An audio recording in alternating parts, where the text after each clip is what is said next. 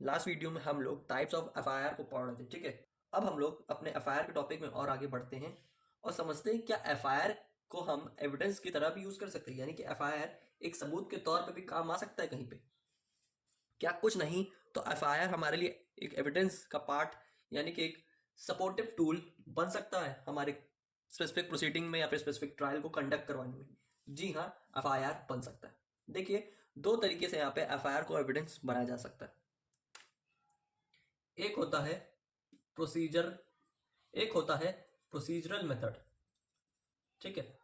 एक होता है प्रोसीजरल मेथड और दूसरा होता है सब्सटैंटिव मेथड। एक होता है प्रोसीजरल मेथड, एक होता है सब्सटैंटिव मेथड, ठीक है। ये दो तरीकों से एफआईआर एविडेंस का रूप लेता है, ठीक है।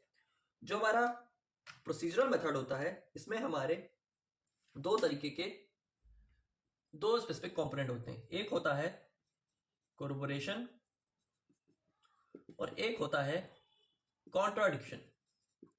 अब कोरबोरेशन और कॉन्ट्राडिक्शन क्या है इसको मैंने ऑलरेडी समझा दिया है, लेकिन मैं फिर इसको दोबारा समझाने वाला हूं क्योंकि डिटेल स्टडी करने के लिए आपको कंसेप्ट क्लैरिटी होना जरूरी है। और अब ये एफआईआर का टॉपिक चल रहा है, एविडेंस से रिलेटेड है, जिसमें कॉन्ट्राडिक्शन और कॉन्ट्राडिक्टरी का यूज होता ही है, तो हमें इसको समझना भी जरूरी है। और जो हमारा सब्सटैंटिव मेथड वाला एरिया है उसमें तीन तरीके से हम एफआईआर को एविडेंस बनाते हैं, ठीक है। एक होता है टाइम डिक्लेरेशन के समय, ठीक है। एक होता है एडमिशन के समय और एक होता है डिस्कवरी ऑफ स्टेटमेंट के समय। अब देखिए हम अपने फैक्ट्स को कैसे प्रूव करते हैं। जो हमारा इंडियन एविडेंस एक्ट बनाया गया यानी कि भारतीय साक्ष्य अधिनियम बीएसए, ठीक है, ऑलरेडी मैंने आपको पढ़ा दिया है। तो उसमें आपने टाइम डिक्लेरेशन का एक कंसेप्ट देखा था, एक एडमिशन का टॉपिक देखा था और डिस्कवरी ऑफ स्टेटमेंट का टॉपिक देखा था, और साथ ही साथ आपने कोरबोरेशन और कॉन्ट्राडिक्शन को भी ऑलरेडी पढ़ चुका है, ठीक है। अगर आप एविडेंस एक्ट की लेक्चर सीरीज को देखेंगे तो ये सब टॉपिक डिस्कस किए गए हैं और ये बीएसएफ के अंदर ही आते हैं, ठीक है। तो जब एफआईआर को हम एविडेंस बना रहे हैं तो हमें जाहिर सी बात है कि एविडेंस लॉ की जरूरत है। तो उससे रिलेटेड हम उसके कंपोनेंट हम एफआईआर को एविडेंस का फॉर्मेशन देने में यूज करेंगे, यानी कि इतने स्पेसिफिक मेथड के थ्रू हम लोग यहाँ पे एफआईआर को एविडेंस बनाएंगे। तो पहले हम लोग कोरबोरेशन और कॉन्ट्राडिक्शन समझ लेते हैं। देखिए क्या होता है कोरबोरेशन। कोरबोरेशन का सिंपल मतलब होता है अपने फैक्ट्स को सपोर्ट करना, ठीक है। अब कैसे, मान लीजिए यहाँ पे एक्स और वाई दो इंडिविजुअल पर्सन है, ठीक है। अब यहाँ पे होता क्या है, यहाँ पे एक्स क्या करता है, वाई का मर्डर कर देता है, ठीक है। वाई का यहाँ पे मर्डर हो रहा है, वाई की यहाँ पे डेथ हो गई, ठीक है। यहाँ पे आसपास कौन खड़ा रहता है, सेट, और यही हमारा जाके एफआईआर रजिस्टर्ड करवा देता है, ठीक है। एफआईआर को ये जाके रजिस्टर्ड करवा देता है किसके अगेंस्ट में, एक्स के अगेंस्ट में, कि यहाँ पे वाई को मारा गया है एक्स द्वारा, ठीक है। अब जेड ने यहाँ पे एफआईआर को रजिस्टर्ड करवा दी। अब ध्यान से यही समझिएगा, यहाँ पे जेड द्वारा एफआईआर रजिस्टर्ड कर दी गया पुलिस ऑफिसर द्वारा, जिसमें यहाँ पे उसने अपने स्टेटमेंट दिए। ये इसको यहाँ पे स्टेटमेंट 1 लिख रहे हैं कि यहाँ पे एक्स ने वाई का मर्डर किया, ठीक है। फिर बाद में जब प्रॉपर चार्जशीट बना के एक्स के अगेंस्ट जब ट्रायल के लिए मजिस्ट्रेट के पास मैटर जाता है, जब यहाँ पे चार्जशीट बन के ट्रायल के लिए मैटर जाता है तो जुडिशियल मजिस्ट्रेट के सामने भी एक प्रोसीजर होता है स्टेटमेंट का, ठीक है। यानी कि विटनेस के स्टेटमेंट यहाँ पे रिकॉर्ड किए जाते हैं इस स्टेज में, ठीक है। अब यहाँ पे हम स्टेटमेंट रिकॉर्ड करवा रहे हैं किसका, जेड का। जेड के यहाँ पे स्टेटमेंट रिकॉर्ड किए गए और यहाँ पे जब वो जेड स्टेटमेंट देता है तो वहां पे भी वही सेम बात कहता है कि यहाँ पे एक्स ने वाई का मर्डर किया है। स्टेटमेंट नंबर 2, पहला स्टेटमेंट उसने कहा दिया है, हमारा स्टेटमेंट नंबर 1 दिया उसने पुलिस ऑफिसर के सामने, और उसके बाद यहाँ पे दोबारा वो स्टेटमेंट कब रिकॉर्ड करवा रहा है, यहाँ पे जुडिशियल मजिस्ट्रेट के सामने, ठीक है। तो स्टेटमेंट नंबर 1, स्टेटमेंट नंबर 2, दो स्टेटमेंट है। अब ध्यान से देखिए क्या यहाँ पे जो स्टेटमेंट 1 में जो बात की गई है और जो यहाँ पे स्टेटमेंट 2 में जो बात की गई है, क्या ये आपस में लिंक कर रही है? क्या ये यहाँ पे मैच कर रहा है? ध्यान से देखिए, स्टेटमेंट 1 जो है और जो स्टेटमेंट 2 है, क्या ये आपस में इंटरलिंक कर रहे हैं? क्या ये रेलेवेंट फैक्ट बना रहे हैं? रेलेवेंट फैक्ट बन रहे हैं कि नहीं बन रहे हैं? तो ऐसा कोई एविडेंस या कोई ऐसा स्टेटमेंट जो दो फैक्ट्स का आपस में इंटरलिंक करे, यानी कि फैक्ट 1 प्लस फैक्ट 2 का आपस में जब इंटरलिंक होता है, जब इसके फैक्ट सपोर्ट होते हैं, यानी कि सपोर्टिव फैक्ट्स का ये फॉर्म लेता है, तो इसी को कहते हैं हम लोग कोरोबोरेशन करना। यानी कि we are merging the facts in the two specific instances. यानी कि जब हम लोग पहली बार पुलिस ऑफिसर के सामने जो स्टेटमेंट दे रहे हैं एफआईआर के फॉर्म में, और दोबारा जो हम लोग स्टेटमेंट दे रहे हैं जुडिशियल मजिस्ट्रेट के सामने विटनेस के फॉर्म में, तो ये दोनों स्टेटमेंट जब आपस में मर्ज होते हैं, तो इसको हम लोग कहते हैं कि यहाँ पे रेलेवेंट फैक्ट का सपोर्टिव फैक्ट्स का आपस में कोरोबोरेशन हो गया। यही हमारा है कोरोबोरेशन का कॉन्सेप्ट। अब यही समझ लेते हैं हम कॉन्ट्राडिक्शन को भी। क्या होता है कॉन्ट्राडिक्शन? देखिए, यहां पे हम लोग ने कोरोबोरेशन को समझा कि फैक्ट्स को सपोर्ट कर रहे हैं, यहां पे हम लोग फैक्ट्स को नेग्लेक्ट कर रहे हैं, उसके अपोजिट हम यहां पे बता रहे हैं।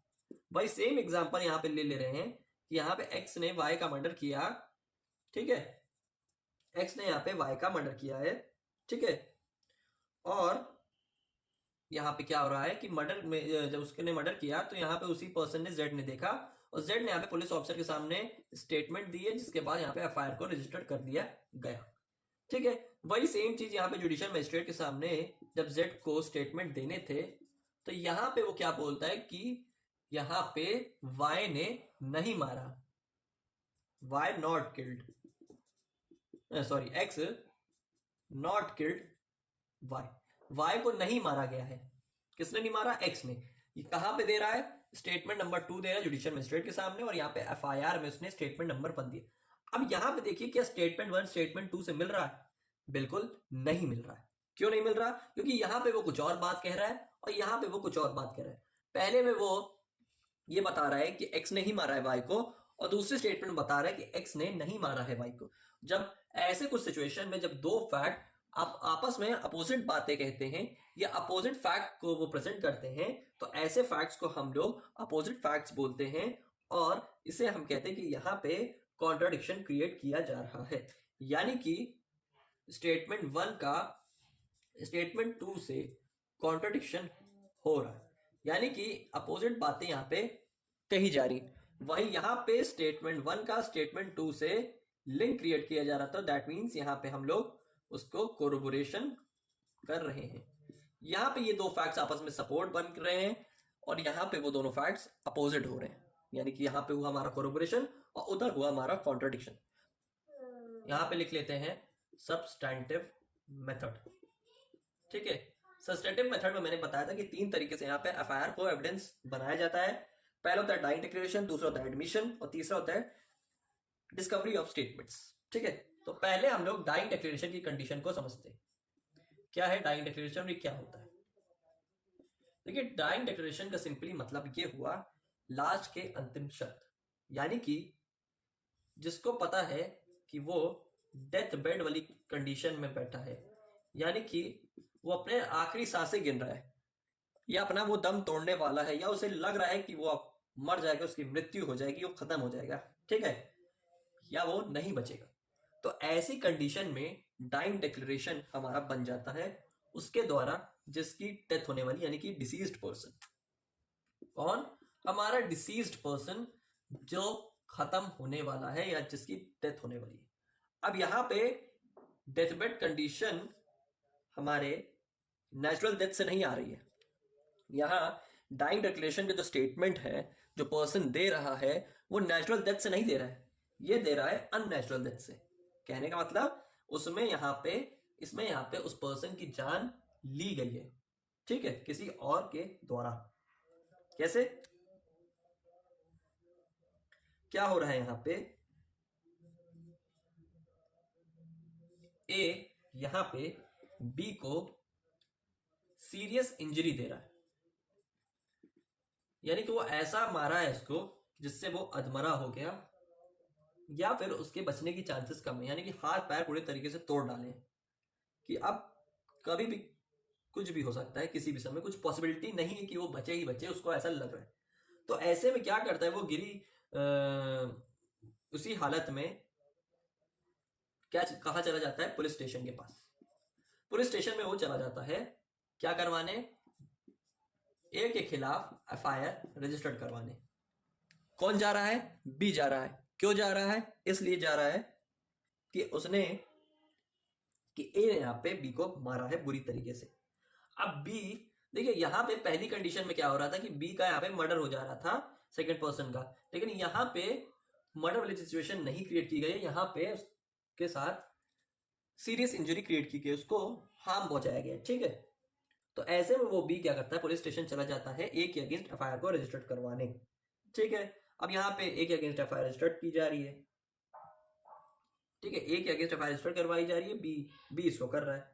अब यहाँ पे क्या होता है, बी जब एफआईआर रजिस्टर्ड करवाता ही है तो रास्ते में जब वो घर लौटता होता है तो वो उसकी जो सांसें हैं वो ऊपर नीचे होने लगती है, जिसके वजह से वो वहां पे दम तोड़ देता है गाड़ी में बैठे बैठे। क्या हो रहा है, जब बी पुलिस थाने से एफआईआर रजिस्टर करवा के घर की ओर बढ़ता है तो बी की ऑन द स्पॉट डेथ हो जाती है after returning from the police station, ठीक है। अब यहाँ पे उसकी डेथ हो गई। अब पहले यहाँ पे क्या हो गया कि यहाँ पे उसने यहाँ पे पुलिस स्टेशन में स्टेटमेंट को अपने रिकॉर्ड करवा लिया गया, एफआईआर रजिस्टर्ड करवा ली। उसके बाद यहाँ पे क्या हुआ, मान लो यहाँ पे 8 बजे वो गया रात में एफआईआर रजिस्टर्ड करवाने और 9:30 पे उसकी रात में डेथ हो गई, ठीक है। 9:30 पे खत्म हो गया और 8 बजे एफआईआर रजिस्टर करवा ली गई। अब यहाँ पे जो ये वाला स्टेटमेंट है जिसमें पहले उसने एफआईआर को रजिस्टर्ड करवाया और जिसमें उसने ये बताया हुआ था कि ए ने मुझे मारा है, जिसके वजह से 9:30 पे उसकी मौत हो गई, किसकी, बी की। अब क्या बी की दिए गए स्टेटमेंट को पुलिस ऑफिसर मानेगा, जी हाँ मानेगा।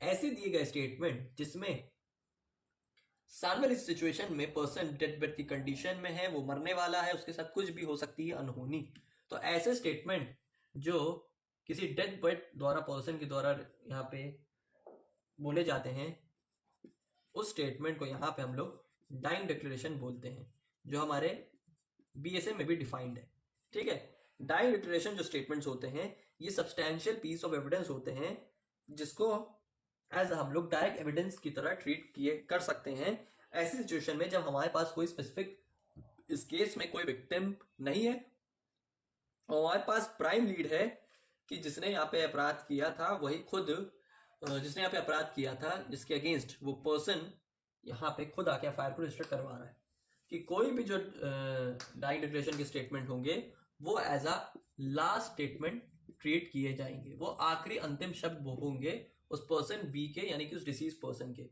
तो वो जो लास्ट स्टेटमेंट होंगे डिसीज पर्सन के, उसी को हम लोग यहाँ पे डाइंग डिक्लेरेशन बोलेंगे। और वो डाइंग डिक्लेरेशन हमारा सब्सटैंटिव पीस ऑफ एविडेंस है जो हम लोग यूज कर सकते हैं आगे ट्रायल की स्टेज में, क्योंकि यहाँ पे ऐसी कंडीशन क्रिएट हो चुकी है कि वहां पे कोई स्पेसिफिक विटनेस ही नहीं बचा है उस स्पेसिफिक एक्ट पे कुछ एक्शन लेने के लिए। जिसको चोट पहुंचाई गई वो खुद ही यहाँ पे फायर रजिस्टर करवाने आ गया है। तो यहाँ पे ऐसी कंडीशन में पुलिस ऐसे स्टेटमेंट को डाइंग डिक्लेरेशन स्टेटमेंट की तरह यूज कर सकती है और यहाँ पे वो एविडेंस का फॉर्म ले सकता है। यह हमारा है डाइंग डिक्लेरेशन। दूसरी कंडीशन यहाँ पे आती है एडमिशन के केस में, इसको कहते हैं चाल, एडमिशन कहते हैं चालबाजी वाला स्टेटमेंट। अपने आप को स्मार्ट समझना, ठीक है। क्या हो रहा है कि यहाँ पे क्या कर रहे हैं, एक्स कुछ स्पेसिफिक ऑफेंस में, यहाँ पे कोई भी स्पेसिफिक ऑफेंस में वाई के अगेंस्ट एफआईआर रजिस्टर्ड करवाने जाता है, ठीक है। अब यहाँ पे वो पुलिस स्टेशन में जा रहा है वाई के अगेंस्ट एफआईआर रजिस्टर्ड करवाने। चलिए मान लीजिए ऑफेंस को ले ले रहे हैं, यहाँ पे उसने चोरी की है 1 लाख रुपए की, ठीक है। एक्स कहता है कि वाई ने यहाँ पे 1 लाख रुपए मेरे चुराए हैं, ठीक है। एफआईआर रजिस्टर करवा के पुलिस स्टेशन से वो वापस चला रहा है। पुलिस ने यहाँ पे अपना छानबीन की, सारे एविडेंसेस लिए, स्टेटमेंट लिए। अब यहाँ पे एक्स ने यहाँ पे क्या स्टेटमेंट दे दिया है कि मैं यहाँ पे सॉरी, लेकिन यहाँ पे वाई ने स्टेटमेंट दे दिया है कि मैंने चोरी नहीं की है, चोरी नहीं की है, चोरी नहीं की है, ठीक है, कि मैंने यहाँ पे चोरी नहीं की है, ठीक है, मैंने 1 लाख रुपए एक्स के नहीं चुराए, ठीक है। अब जब यहाँ पे ट्रायल स्टेज में जुडिशियल मजिस्ट्रेट द्वारा इन्वेस्टिगेशन प्रोसेस स्टार्ट होता है तो वहां पे एक्स ये खुद अपने बात को पहले कह के आया है कि इसी ने पैसे चुराए हैं, वाई ने मेरे पैसे चुराए हैं। एक्स ने यहाँ पे ऑलरेडी स्टेटमेंट दे दिया, मुझे पता है, मैं उस समय घर पे ही मौजूद था, वाई आया था किसी बहाने से। इसको एज एग्जाम्पल ये लीजिए कि एक्स वाई दोनों दोस्त हैं और बातों बातों में इधर उधर हुआ होगा एक्स, तो यहाँ पे वाई ने पैसे चुरा लिए मेरे, ये ऐसा स्टेटमेंट वो इतना ही एफआईआर में लिखवा के आता है पुलिस थाने में, ठीक है। एक्स ने यहाँ पे इतने स्टेटमेंट दे दिए। अब यहाँ पे क्या हो रहा है, जब यहाँ पे एक्स ने स्टेटमेंट यहाँ पे पुलिस स्टेशन में दे दिए, जब वही स्टेटमेंट को दोबारा रिकॉल करवाया जा रहा है, जब जुडिशियल मजिस्ट्रेट यहाँ पे इन्वेस्टिगेशन कर रहा है और यहाँ पे एक्स को जब बुलाया जा रहा है, तो कुछ एविडेंसेस के थ्रू यहाँ पे देखा गया कि एक्स ने पैसे किसी जेड नाम के पर्सन को दिए थे गेट के बाहर, कि outside the get the camera was installed, ठीक है, कैमरा वहां पे इंस्टॉल्ड था, जिससे वो सीधा पता चला कि यहाँ पे एक्स ने खुद ही वो पैसे जेड को दिए हैं कोई स्पेसिफिक काम के लिए और कुछ भी, और यहाँ पे वो एफआईआर में ये लिखवा के आया कि वाई ने मेरे पैसे चुराए। तो जब यहाँ पे जो स्टेटमेंट उसने यहाँ पे लिखा एक्स ने कि मैंने देखा कि वाई ने पैसे चुराए हैं, और यहाँ पे उसके अगेंस्ट एफआईआर दर्ज करवा दी, और बाद में जब यहाँ पे ट्रायल स्टेज में जब कैमरे में ये पाया जाता है कि एक्स ने खुद ही दिए हैं, तो यहाँ पे वो अब अपने स्टेटमेंट से नहीं इंटरचेंज हो सकता, क्योंकि उसका यहाँ पे दिया गया स्टेटमेंट एडमिसिबल हो जाएगा और वो यहाँ पे एडमिशन का फॉर्म ले लेगा। क्यों एडमिशन का फॉर्म ले लेगा? क्योंकि ऐसे स्टेटमेंट जिसमें वो अपने फैक्ट्स की जानकारी ऑलरेडी पहले ही दे चुका है पुलिस स्टेशन में, ठीक है, तो ऐसे एविडेंसेस को हम लोग, ऐसे एडमिशन को हम लोग एज अ एविडेंस ट्रीट कर लेंगे, क्योंकि जब आप ऑलरेडी अपने स्टेटमेंट उस पुलिस स्टेशन में दे आए हैं जिसमें आप खुद एडमिट कर रहे हैं कि हम वहीं पे खड़े हुए थे, थोड़ी देर के लिए इधर उधर हुए थे और वहां पे उसने वाई ने मेरे 1 लाख रुपए चुरा लिए, उसने यहाँ पे खुद इस बात का जिक्र किया है। और जाहिर सी बात है ना, जब वाई को एक्स को पता कैसे चला कि वाई ने पैसे चुराए हैं, दैट मीन्स कि एक्स भी वहां पे खड़ा हुआ था। अब जब एक्स वहां पे खड़ा हुआ था तो जाहिर सी बात है उस स्पेसिफिक एरिया में जब वो प्रेजेंट है और जब वहां पे कैमरे में दिख रहा है कि वो वहां पे गेट से पैसे जेड को दे रहा है, तो यहाँ पे वो कुछ और बात कह रहा है, यहाँ पे कुछ और पकड़ा गया कैमरे में। तो जब कैमरे में वो पकड़ा गया तो अब वो यहाँ पे वाई पे कोई इल्जाम नहीं लगा सकता, अब वो अपनी बातें नहीं बना सकता, अब वो फैक्ट्स को नहीं इंटरचेंज कर सकता, उसको नहीं ट्विस्ट कर सकता, उसको नहीं घुमा सकता। क्यों? क्योंकि उसने अपने फैक्ट्स का एडमिशन दे दिया है, वो खुद ही एडमिट करके आया था इस बात को पुलिस स्टेशन में। तो जब उसने ऑलरेडी एडमिशन दे दिया उस फैक्ट का, तो यहाँ पे उसको वो इंटरचेंज नहीं करेगा कोई भी सिचुएशन में, तो ये एज अ एविडेंस ट्रीट कर लिया जाएगा हमारा एडमिशन हमारा एज अ एविडेंस ट्रीट कर लिया जाएगा, ठीक। अब समझते हैं सब्सटैंटिव मेथड का थर्ड प्रोसीजर, यानी कि अभी हम लोगों ने डाइंग डिक्लेरेशन देखा, फिर एडमिशन को देखा, अब हम लोग डिस्कवरी ऑफ स्टेटमेंट से समझते हैं एफआईआर को हम लोग क्यों एविडेंस कह रहे हैं। अब तीसरा मेथड हम लोग देखते हैं डिस्कवरी ऑफ स्टेटमेंट्स के थ्रू, यानी कि डिस्कवरी ऑफ स्टेटमेंट क्या है और इसको यहाँ पे हम लोग एफआईआर से क्यों लिंक कर रहे हैं और ये एविडेंस कैसे बना रहा है। देखिए, डिस्कवरी ऑफ स्टेटमेंट को हम लोग हिंदी में कहते हैं खोज कथन, हिंदी में इसका मतलब होता है। अब ये सबसे चालाक शातिर दिमाग वाला प्रोसीजर होता है और ये अपने आप में ओवर स्मार्ट बनने का नतीजा होता है, और इससे रिलेटेड काफी रियल इंसिडेंट यानी कि ट्रू केस बेस्ड है स्पेसिफिक सिचुएशन में डिस्कवरी ऑफ स्टेटमेंट में। इसमें क्या दिमाग लगाया जा रहा है, क्या होता है, इसको हम लोग एक तरीके से कहते हैं कि खुद को, एक तरीके से इसके इसमें मुहावरा है कि खुद को अपने खोदे गए गड्ढे में अपने को खुद फंसा लेना, ठीक है। यानी कि आपने जिस जगह पे गड्ढा खोदा, मान लीजिए ए यहाँ पे खड़ा है, आपने गड्ढा खोदा और ए यहाँ पे खुद ही गिर गया, खुद ही कूद गया, ठीक है, यानी कि अपनी जान उसने जोखिम में डाली, अपने लिए परेशानी क्रिएट कर दी, अपने लिए प्रॉब्लम उसने बढ़ा ली। क्या किया उसने? एग्जाम्पल ले रहे हैं, ए क्या होता है, ए यहाँ पे क्या कर रहा है, ये भाई साहब क्या कर रहे हैं, बी को जाके गोली मारा रहे हैं अपने गन से, अपने प्राइवेट रिवॉल्वर से जाके बी को टपका दिए, बी की यहाँ पे हो गई डेथ।